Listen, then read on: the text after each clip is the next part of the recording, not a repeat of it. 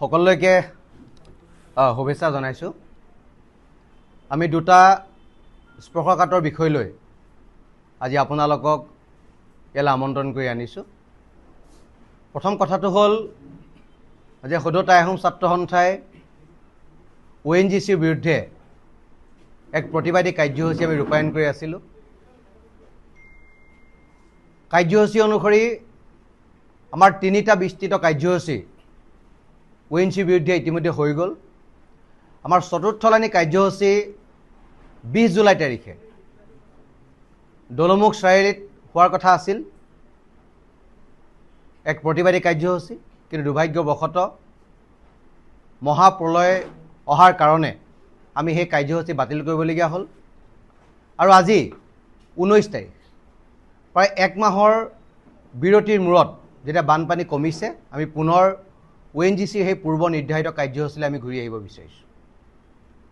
আমি আগতে কৈছিলোঁ যে ONGC অসম বিদ্বেষী নীতি লৈছে, অসমত খননৰ উৎপাদন তেখেতলোকে কৰিছে, লাভৰ তেখেতলোকে মুখ দেখি আছে, অথচ আজিলৈকে এমপ্লয়মেণ্ট জেনেৰেট তেখেতলোকে কৰা নাই।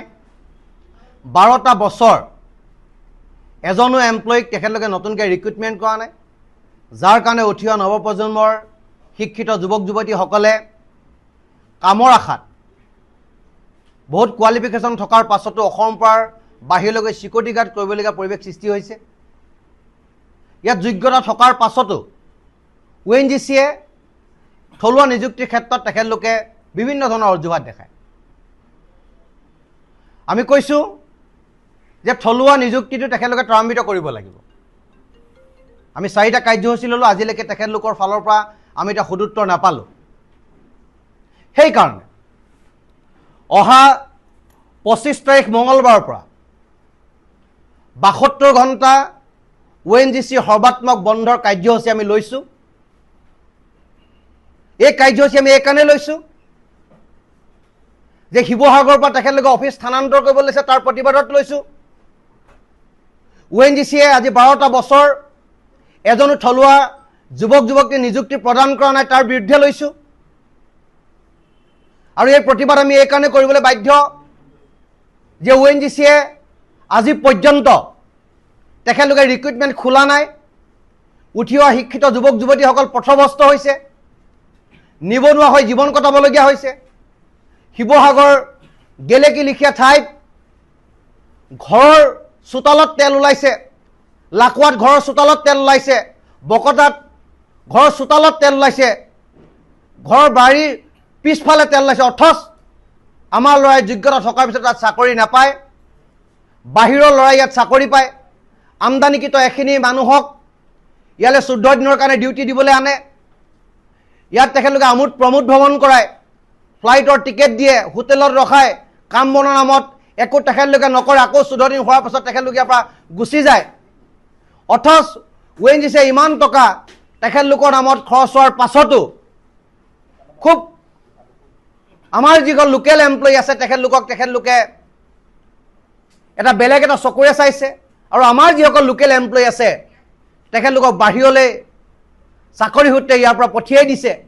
আৰু গোটেই ONGCটো বাহিৰৰ লবিৰ দ্বাৰা ইয়াত কণ্ট্ৰল কৰিব বিচৰা হৈছে, যিটো আমি কেতিয়াও এই কথাটো মানি নলওঁ। আমি স্পষ্টভাৱে কৈছোঁ যে ONGC অহা 25 তাৰিখ মঙলবাৰৰ পৰা 72 ঘণ্টা উৎপাদনৰ খনন বন্ধ থাকিব। এই ক্ষেত্ৰত যিসকল প্ৰাইভেট দিশৰ যিসকল মালিক আছে, শিৱসাগৰ শ্ৰীকৃষ্ণ আগৰৱালা, শিৱসাগৰ সঞ্জীৱ কাকতিকে প্ৰমুখ্য কৰি যিসকলে ৰিক্স চলাই আছে, আমি তেখেতক স্পষ্টভাৱে বাৰ্তা দিব বিচাৰিছোঁ যে ONGCৰ সৰ্বাত্মক বন্ধৰ সময়ত আপোনালোকে যদি ONGCৰ পক্ষত থাকি যদি আপোনালোকে কাম কৰে নিজৰ ব্যৱসায় সূত্ৰে, তাৰ ফল আপোনালোকে ভুগিব লাগিব। কাৰণ এই আন্দোলন থলুৱা বিৰোধী নীতিৰ বিৰুদ্ধে কৰা আন্দোলন, উঠি অহা নৱপ্ৰজন্মক বঞ্চিত কৰাৰ বিৰুদ্ধে কৰা এটা আন্দোলন। গতিকে এই আন্দোলন আপোনালোকৰ অংশগ্ৰহণ আমি কামনা কৰিছোঁ। আৰু যিসকলে MMC চলাই আছে, ইয়াত অপূৰ্ব গগৈ ডাঙৰীয়া আছে, সুভাষ আগৰৱালা ডাঙৰীয়া আছে, বিভিন্ন মিণ্টু ফুকন ডাঙৰীয়া আছে, বিভিন্ন ব্যক্তিসকল যিসকলে MMC যিসকল চলাই আছে, আমি তেখেতলোকক কৈছোঁ। আৰু নাজিৰাৰ লাহতি ডাঙৰীয়া আছে, আমি তেখেতলোকক কৈছোঁ যে কোনো কাৰণত ONGC সৰ্বাত্মক বন্ধৰ সময়ত আপোনালোকে MMCৰ কাম চলাব নোৱাৰিব। ONGCৰ যিসকল ইউনিয়ন আছে তেখেতলোকে কয় যে ONGCৰ এমপ্লয়ীসকলৰ কাৰণে আমি লাগিছোঁ, আৰু প্ৰাইভেট ৰিগৰ যিসকল ইউনিয়ন আছে তেখেতলোকেও কয় যে সেই ৰিগবিলাকত এমপ্লয়ীসকলৰ ভূত ভৱিষ্যতৰ কাৰণে আমি লাগিছোঁ। গতিকে আপোনালোকে যি ভূত ভৱিষ্যতৰ কাৰণে লাগিছোঁ বুলি আপোনালোকে সততে কৈ থাকে, এতিয়া সেই সময় যে আপোনালোকে এই গণ আন্দোলন আপোনালোকে চামিল হ'ব লাগিব। কোনো কাৰণত কোনো ক্ষেত্ৰতে ONGC ইউনিয়নৰ মানুহে যদি এই ক্ষেত্ৰত ভিতৰি বুজাবুজি কৰি কাৰোবাক যদি ৰিক্স চলোৱাৰ কাৰণে তেখেতলোকে প্ৰেছাৰ ক্ৰিয়েট কৰে, MMC চলোৱাৰ কাৰণে যদি প্ৰেছাৰ ক্ৰিয়েট কৰে, আৰু লঘু যান বাহন যিসকলে চলাই আছে 375খন লঘু যান বাহন চলাই থকা যিসকল অসমীয়া যিসকল মানুহ আছে, যিসকল ড্ৰাইভাৰ আছে, আমি তেখেতলোকক কৈছোঁ আপোনালোকৰ এই আন্দোলনটো সমভাগী হ'ব লাগিব। আপোনালোকে আমাৰ লগত আহি এই আন্দোলনটোত আপোনালোকে একেলগে একেটা শাৰীত থাকি ONGCৰ বিৰুদ্ধে প্ৰতিবাদ ঘোষণা কৰিব লাগিব। কাৰণ ONGCয়ে যিটো চক্ৰান্ত কৰিছে ইয়াৰ পৰা সকলো লৈ যোৱাৰ, আৰু ONGC বন্ধ কৰি দিয়াৰ যিটো চক্ৰান্ত কৰিছে প্ৰাইভেটক দি পেলানি, যদি প্ৰাইভেটক সম্পূৰ্ণৰূপে গতাই দিয়ে তেতিয়াহ'লে আপোনালোকৰ মুখৰ সেই ভাতমুঠিও নাইকিয়া হৈ যাব। গতিকে সেইকাৰণে কৈছোঁ সময় থাকোঁতে আমি ইয়াৰ বিৰুদ্ধে প্ৰতিবাদ কৰিছোঁ, আৰু আপোনালোকে এই প্ৰতিবাদত অংশগ্ৰহণ কৰাটো খুবেই প্ৰয়োজন। ইয়াৰ লগে লগে স্পষ্ট বাৰ্তা দিব বিচাৰিছোঁ যে ONGC প্ৰাইভেট ছেক্টৰত যোৱাত আমি কোনো কাৰণত বিচৰা নাই। ক্ৰমান্বয়ে ONGCয়ে প্ৰাইভেট ছেক্টৰত দিবলৈ গৈ আছে। এতিয়া গেলেকী এখন তৈলক্ষেত্ৰ আছে যিখন অত্যাধিকভাৱে ONGC যে উৎপাদনক্ষম হয়, তেখেতলোকে তাৰ পৰা লাভৰ মুখ দেখে, কিন্তু ONGCৰ সেই গেলেকীৰ তৈলক্ষেত্ৰখন তেখেতলোকে প্ৰাইভেটক দিবৰ কাৰণে যোজা কৰিছে। আমি এই মুহূৰ্তত আমি কৈছোঁ যে আমি সেইকাৰণেও যে ONGCৰ ৰিক্ৰুইটমেণ্ট খোলা আৰু ONGCৰ তৈলক্ষেত্ৰ প্ৰাইভেট ছেক্টৰত দিয়াৰ বিৰুদ্ধাচৰণ কৰি 72 ঘণ্টা বন্ধ আমি ঘোষণা কৰিছোঁ। আৰু এই ক্ষেত্ৰত ONGCৰ employee, ONGC association, motor vehicle association, motor union, আমি যিসকল এমপ্লয়ী আছে তেখেতলোক, ৰিক্স চলোৱা যিসকল ব্যৱসায়ী আছে তেখেতলোক, MMC চলোৱা যিসকল ব্যৱসায়ী আছে তেখেতলোক আমি সকলোৰে পৰা সহযোগিতা আমি বিচাৰিছোঁ। সেই কথা আমি স্পষ্টভাৱে আপোনালোকৰ মাধ্যমেদি আমি জনাই দিছোঁ। আৰু যদি তেখেতলোকে জনস্বাৰ্থ জড়িত এই বিষয়টোৰ ওপৰত যদি ৰাইজৰ লগত নাথাকি তেখেতলোকে ব্যৱসায়িক লাভালাভৰ কাৰণে ভাবে, তাৰ ফল তেখেতলোকে নিশ্চিতভাৱে ভুগিব লাগিব। সেইটো স্পষ্ট বাৰ্তা।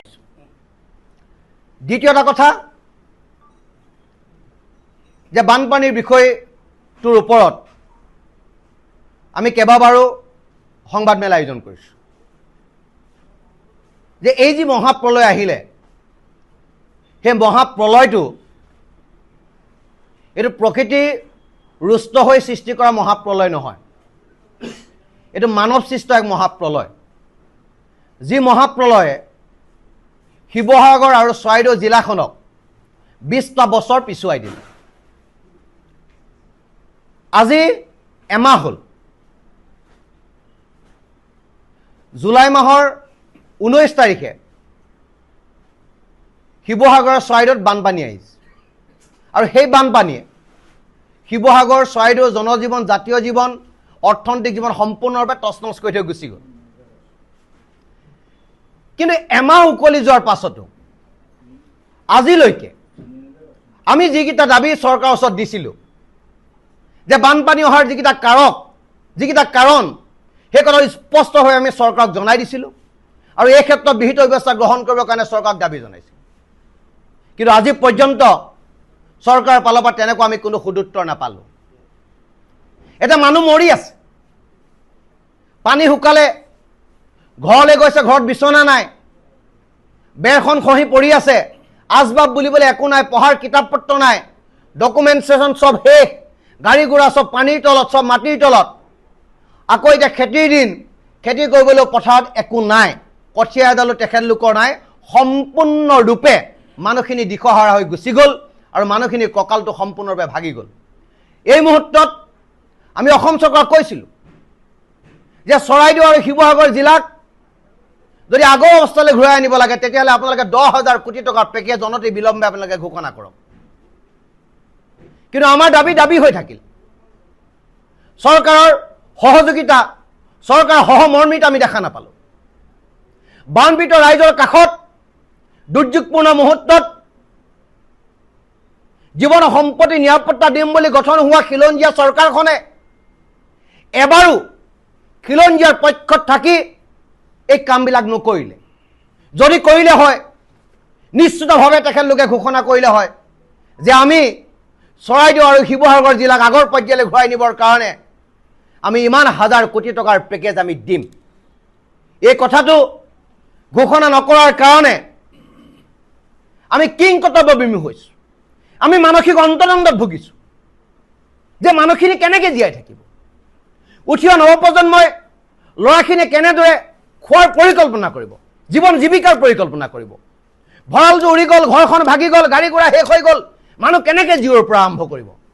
এই কথা বতৰাবিলাক অসমৰ চৰকাৰখনে যদি গুৰুত্ব প্ৰদান নকৰে, মুখ্যমন্ত্ৰী মহোদয়ে যদি হৃদয়ংগম নকৰে, তেতিয়াহ'লে খিলঞ্জীয়া থলগিৰি এই মানুহখিনিতো নিমিষতে শেষ হৈ গুচি যাব।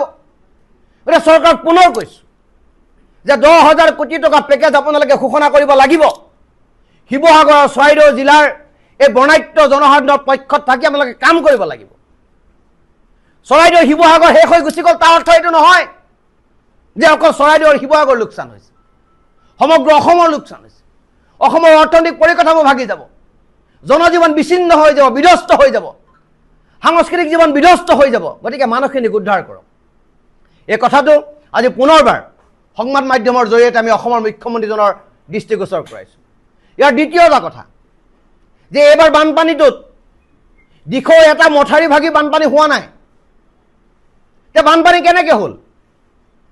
যে 18 কিলোমিটাৰ যি দিখৌৰ উন্মুক্ত যি মথাউৰি, সেই মথাউৰিয়েদি পানীখিনি সোমাই আহিল আৰু 1950 চনৰ পৰা 1960 চনত বনোৱা এই মথাউৰিবিলাক নিম্নস্তৰ হৈ গুচি গ'ল, বহনী ক্ষমতা সম্পন্ন নোহোৱা হ'ল। সেইকাৰণে মথাউৰিৰ ওপৰেদি পানী বাগৰি দিছে। তাৰ কাৰণে গোটেই সমগ্ৰ শিৱসাগৰ চৰাইদেউ জিলা দুখন প্লাৱিত কৰি পেলালে।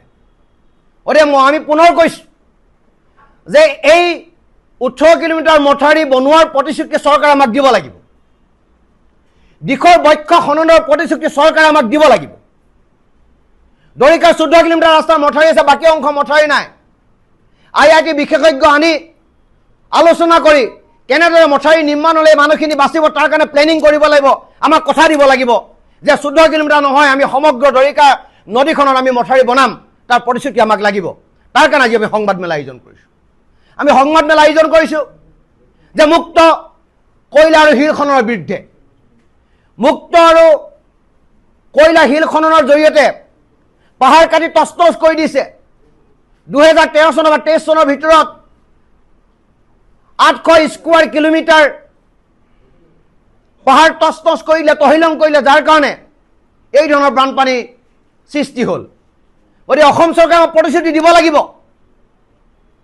যে কেন্দ্ৰীয় চৰকাৰৰ লগত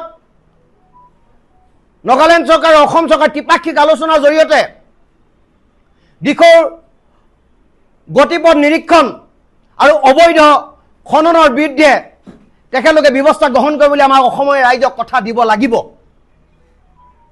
তাৰ কাৰণে আজি সংবাদমেল দিছোঁ। এই কথাকেইটা আমি স্পষ্টভাৱে জনাই দিছোঁ আৰু আমাক দিখৌপৰীয়া ৰাইজক, বৰ্ণাঢ্য ৰাজ্যক, চৰাইদেউ আৰু শিৱসাগৰবাসী ৰাইজক তেওঁলোকে যি প্ৰতাৰণা কৰিছে, প্ৰবঞ্চনা কৰিছে, যি দুৰ্ভোগৰ মাজত ঠেলি দিছে, 15,000 টকা সোমাব বুলি কৈছে, এতিয়াও সোমোৱা নাই। সোমাব কেতিয়া? মানুহে 15,000 পাব কেতিয়া? কেতিয়া সেই 15,000 কাৰণে কপ কপকৈ জীয়াই থাকিব? স্কুলৰ এডমিশ্যন, স্কুলৰ ইউনিফৰ্ম, কলেজৰ এডমিশ্যন, পৰীক্ষাৰ মাচুল ৰাইজে ক'ৰ পৰা দিব? এনেকুৱা পৰিৱেশৰ মাজত শিৱসাগৰৰ চৰাইদেউ মানুহখিনি জীয়াই আছে। সেইকাৰণে অহা 25 তাৰিখ মঙলবাৰে, অহা 24 তাৰিখ সোমবাৰে দলমুখ চাৰিআলিত আমি এক প্ৰবল প্ৰতিবাদী কাৰ্যসূচী লৈছোঁ আমাৰ এই ডিমাণ্ডকেইটাৰ ফেভাৰত আৰু চৰকাৰৰ দৃষ্টিগোচৰ কৰিবৰ কাৰণে। এই আন্দোলন শিৱসাগৰ চৰাইদেউবাসীৰ কেৱল আন্দোলন নহয়, এই আন্দোলন টাইহোম ছাত্ৰ সন্থাৰ আন্দোলন নহয়, এই আন্দোলন অসমীয়া দুৰ্ভগীয়া মানুহৰ আন্দোলন। এই আন্দোলনে যদি চৰকাৰৰ দৃষ্টি আকৰ্ষণ কৰিব নোৱাৰোঁ আৰু চৰকাৰে কৰি অহা ভুল কামবিলাক যদি আমি আঙুলিয়াই দিব নোৱাৰোঁ, আজি শিৱসাগৰ চৰাইদেউৰ যি পৰিৱেশ হৈছে সেই পৰিৱেশ খুব সোনকালে ডিব্ৰুগড় আৰু মাৰ্ঘেৰিটা অঞ্চলত হোৱাৰ 100% সম্ভাৱনা আছে। সেইকাৰণে আমি স্পষ্ট বাৰ্তা দিব বিচাৰিছোঁ যে তিনিচুকীয়া ডিব্ৰুগড় যিসকল ব্যক্তি সততে এক বিষয়বিলাকক লৈ সুস্থ হৈ থাকে তেখেতলোকৰ অংশগ্ৰহণ আমি আন্তৰিকতাৰে কামনা কৰিছোঁ আৰু এই আন্দোলনত শিৱসাগৰ চৰাইদেউ সৰ্বত্ৰ ৰাইজৰ আমি অংশগ্ৰহণ কামনা কৰিছোঁ আৰু সেইকাৰণে অহা 24 তাৰিখে দৌলমুখ চাৰিআলিত অৰ্থাৎ সোমবাৰে আমি বৃহৎ প্ৰতিবাদী কাৰ্যসূচী আমি ল'বলৈ বাধ্য হৈছোঁ আৰু আমি ল'ম কাৰণ আমি আমাৰ মানুহখিনিক মৰিবলৈ এৰি দিব নোৱাৰোঁ আমাৰ ভূত ভৱিষ্যত আমি ধ্বংস কৰিব নোৱাৰোঁ আমাৰ জীৱন সম্পত্তি নিৰাপত্তা নোহোৱাকৈ আমি জীয়াই থাকিব নোৱাৰোঁ চৰকাৰ আমি বনাইছোঁ খিলঞ্জীয়া চৰকাৰ আমি বনাইছোঁ আমি ভোট দিছোঁ আমাৰ ভোট দিয়া বিনিময়ত তোমালোকে চৰকাৰ বনাইছা আজি শাসনৰ গাদী অধিষ্ঠিত হৈ আছে এতিয়া আমি মৰিবলৈ লৈছোঁ তোমালোকে ৰাজনীতি কৰিবা এইটোক আমি সহ্য নকৰোঁ গতিকে এই ৰাজনীতিৰ প্ৰেক্ষাপটৰ পৰা আঁতৰি এই বৃহত্তৰ আন্দোলন কাৰ্যসূচীত আমি সকলোৱে সহযোগিতা বিচাৰিছোঁ আৰু 72 ঘণ্টা ONGC সভাত্মক বন্ধ আমি 25 তাৰিখ মঙলবাৰৰ পৰা আমি ঘোষণা কৰিছোঁ আৰু এইটোৱে আপোনালোকৰ মাধ্যমেদি অসম চৰকাৰ শিৱসাগৰবাসী ৰাইজ চৰাইদেউবাসী ৰাইজ আৰু অসমৰ জনসাধাৰণৰ ONGCলৈ আমি এইটো বাৰ্তা দিব বিচাৰিছোঁ যিকোনো খবৰৰ বাবে যোগাযোগ কৰক 9181 307 221 আমাৰ এই নম্বৰত